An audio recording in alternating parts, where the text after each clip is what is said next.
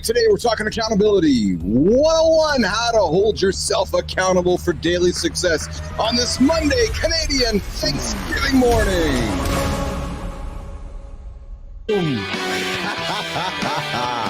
Hey, there we go. Good morning, Canada. Good morning, Monday. It's Thanksgiving. For those of you crushing turkey yesterday, it's time to get your ass out of bed. Yeah, it's time to get moving, time to get walking, time to roll over. Thanksgiving's done.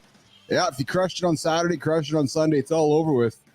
I know you're probably out there building big backs. It's time to put the big back aside. It's time to get ass out of bed and time to get rock and roll. And we are talking accountability 101 here today. How to hold yourself accountable for your daily success. Plus, our guest, Ian Tenenbaum, joining us, an ADHD coach.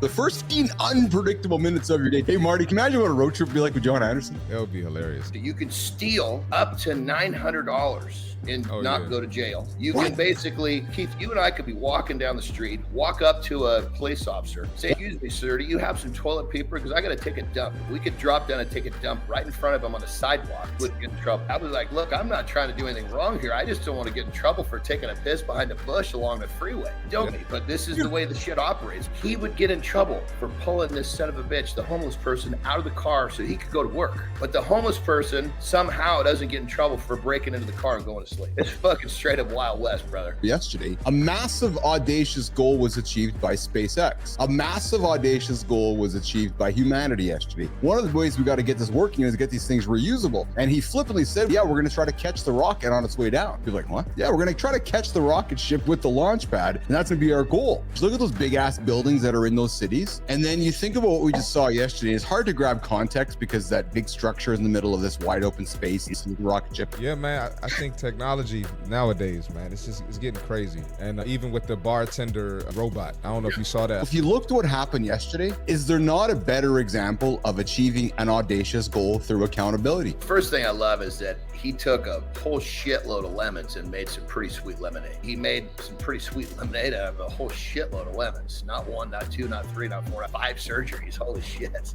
I know. And even said, I'm the bionic man. We're going to talk about breaking down actionable strategies to hold yourself accountable in business and in life. Consistency isn't sexy. It's not flashy, right? It doesn't sound cool on social media. It's not a quick fix that somebody can sell you real quick, but it's undefeated. Accountability is key to achieving success in anything, whether you're running a business, hitting your fitness goals, or managing your personal life. For me, what made my accountability second to none, because I don't miss, is I basically continue to show up. That habit turns into a system of life. And now it's like a deep-rooted piece of me. Most people come to me and they want to be accountable because they want to get certain things done, and they have this false view that there's some missing link for them to be able to get all 20 of these things done immediately. And you're setting yourself up for failure. The first thing is getting clear on what's the priority. So for me, working out and trying to look like John next week is just, I'm going to fail from the start. It's much easier to be accountable and to follow through and to be able to stick to what you said when you take on realistic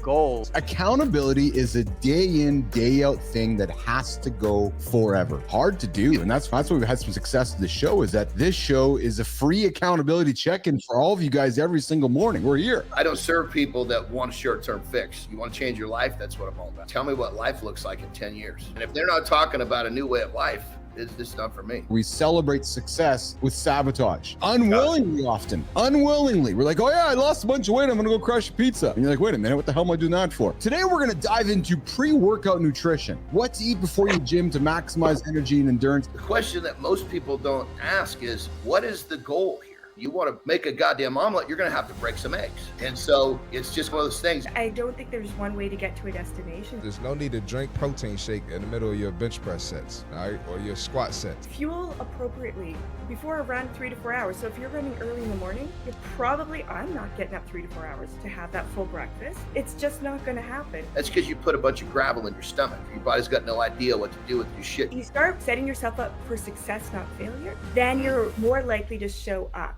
The average person eats so many processed foods. The body has a really difficult time processing that shit. What if I told you that impressions and followers are bullshit? Algorithms are like that high school friend that you really should have cut off years ago. Yeah, they serve a purpose, but they actually take more than they give. Time to let them go. We always think about what's urgent or what's important. What you really want to do is you want to walk with your kids when you're 80, not worry about right now. You have to understand where you're going, and you have to make sure that goal, that place, that end place you're going is the right place. And then you got to focus on what you got to do today to make sure you maximize today to take a step towards that place. While urgency can't always be avoided, it's important not to let it drown out what truly matters now, what truly matters in the moment, what truly matters down the road. Speed isn't always the answer. Sometimes you've got to slow down to go faster. Sometimes you got to slow down to get it right. What you cannot forget is it's not possible to out-train a poor diet. If you're diet poor, you can do whatever the hell you want in the gym and you're not going to get the results you're looking for. Stop pretending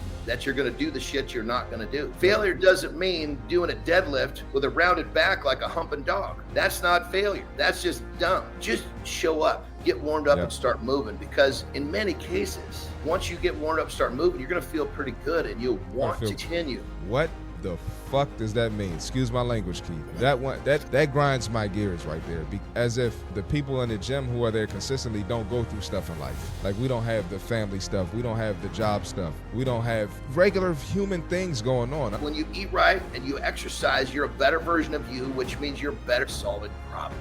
Get your ass out of bed and get moving, because there's really no excuse. Get your body moving, whatever that is for you. Is it really the fucking zone, or is it the lifestyle that the zone creates? She decided that in her 39th, going into 40th year, that she was going to make a change in terms of her health and her fitness. And so somebody who never considered herself an athlete, quote unquote, an athlete, growing up, said, fuck it, I want to be with my kids. She's got 3 young kids. She's like, I got that longevity mindset. I want to be with my kids. I want to be around for a long time. Put humans and wellness first every single day. Discipline is self-love. Have the discipline to love yourself and love yourself all the way. It translates into amazing things, and it goes right into your show. Sometimes you got to lead somebody where they don't want to go, but you're doing it because of what they've told you, but you have to do it with love. If you can truly lead with love, I really believe you will unlock performance within your team, within your family, within yourself that you can't even imagine. I worked in an environment where, one, everything was ASAP. Fuck off. No, it's not. It doesn't need to be done as soon as possible.